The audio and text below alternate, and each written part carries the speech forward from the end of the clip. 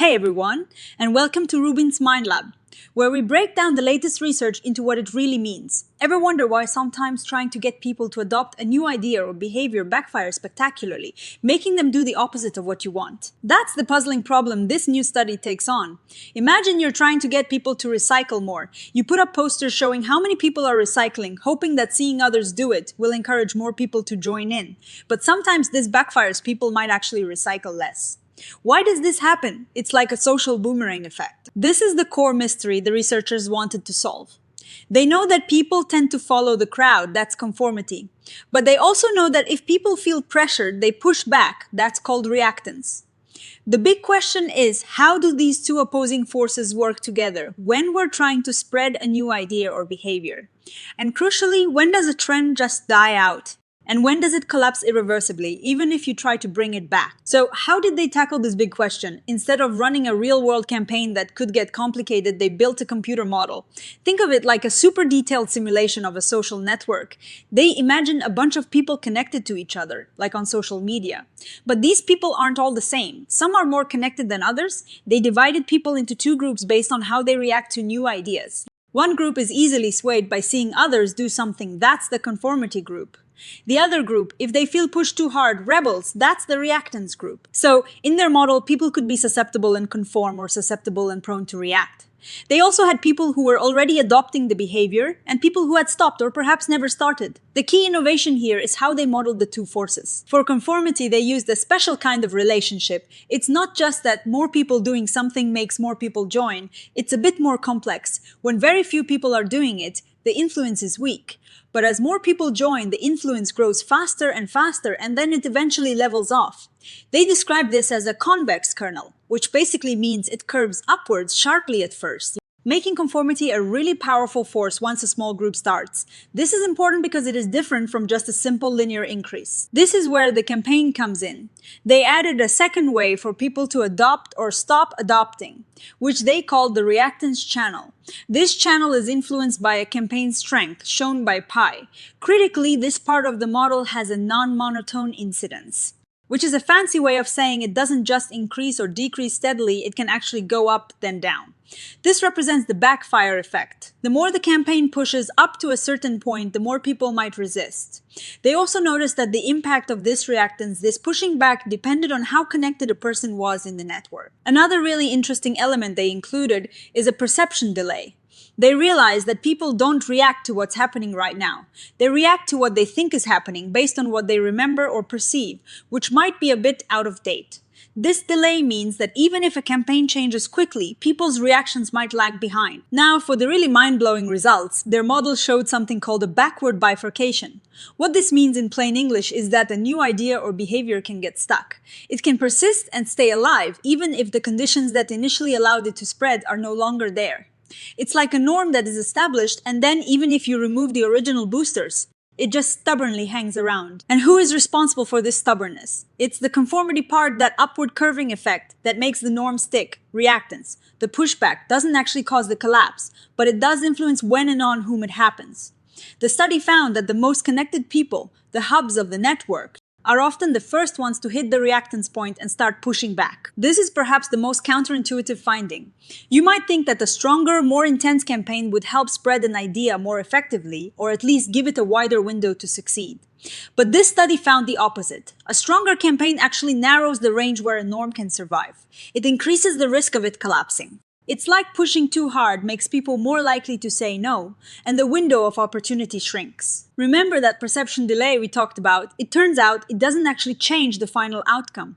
Whether an idea spreads or collapses, that's determined by the underlying forces of conformity and reactance. The delay just affects how quickly the population gets to that outcome.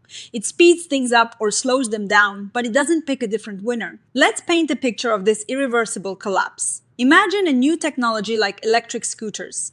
Initially, maybe only a few people adopted them because they saw early adopters and it seemed cool. That is the conformity kicking in. This technology becomes established. Now, let's say there is a campaign to encourage even more scooter use, maybe by making them more visible. But this campaign is so strong, so pervasive, that it starts to feel like pressure. People who don't like scooters or feel forced to use them start to resist. That is reactance. If the campaign is too strong, It pushes people away. This can cause the number of scooter users to drop dramatically even below where it started. And the crucial part is, once it collapses, it is very hard to get it back. Restoring the original, less intense conditions might not be enough to bring the scooter habit back. It's stuck in a collapsed state. This is so important. It is not the resistance itself that kills the idea, but how strong the campaign is and who is noticing it most. The study suggests that the busiest people, the ones with the most connections, are often the first to feel overwhelmed by a strong campaign and start to resist. This can then lead to the whole idea or behavior collapsing. The title itself gives us a clue: why norms collapse irreversibly. It is that irreversibly word that really stands out. It means once a norm is gone, it is really hard to bring back. Think about fads that disappear overnight or technologies that never quite took off. This research suggests that for some of these collapses, it is not just that people stopped liking it, but they actively resisted a push to adopt it. And in doing so, permanently killed its chances. It's the conformity convexity that's the real driver of this irreversibility. That means when people are initially convinced by seeing just a few others do something, and that influence grows very quickly, it creates a kind of resilience, even when the campaign pushing it gets too strong and causes resistance. The underlying resilience from that initial conformity makes the collapse hard to undo. This finding is a huge takeaway for anyone trying to influence behavior, whether it is public health campaigns, marketing, or even political movements.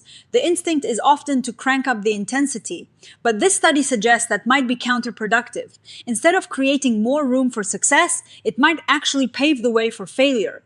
There seems to be an optimal intensity, and pushing beyond that can backfire. It means that influencing people is complex. It's not just about shouting louder, it's about understanding the delicate balance between people's desire to fit in and their instinct to resist being controlled. For campaigns, it highlights the importance of careful calibration. A campaign that is too aggressive can turn people off, especially those who are already influential in their social circles. It also suggests that building a norm takes time and relies on that initial positive reinforcement, that feeling of everyone's doing it. Even if it's just a few people at first, and once a norm collapses, it's like trying to rebuild a house on shaky foundations. It requires a completely different strategy, not just returning to the old one. Of course, like any study, this one has its limitations. It's a model, a simulation. Real-world human behavior is incredibly messy and influenced by so many factors that are hard to capture in a computer program. They used a simplified network structure, and the delay was a fixed lag. In reality, people's perceptions of how common something is can change in more complex ways, and social networks are much more intricate than the model suggested. But despite these limitations, the insights are powerful. They give us a theoretical framework for understanding why intention campaigns can backfire and why some trends seem to vanish without a trace. It makes us think about the subtle ways social influence works and the risks of over-reliance on pressure. This research opens the door for future studies to explore these dynamics in real-world settings. Perhaps by testing different campaign intensities or looking at how different types of social connections influence this backfire effect. What do you guys think about these findings? Have you ever seen a campaign or even just a trend backfire like this? Let me know in the comments below. It's fascinating stuff, and it really makes you think about how we influence and are influenced by the world around us. If you enjoyed this deep dive into social dynamics, please give this video a thumbs up, subscribe to RUBIN'S Mind Lab for more science breakdowns, and hit that notification bell so you don't miss our next exploration into the human mind. Thanks for watching, and I'll see you in the next one.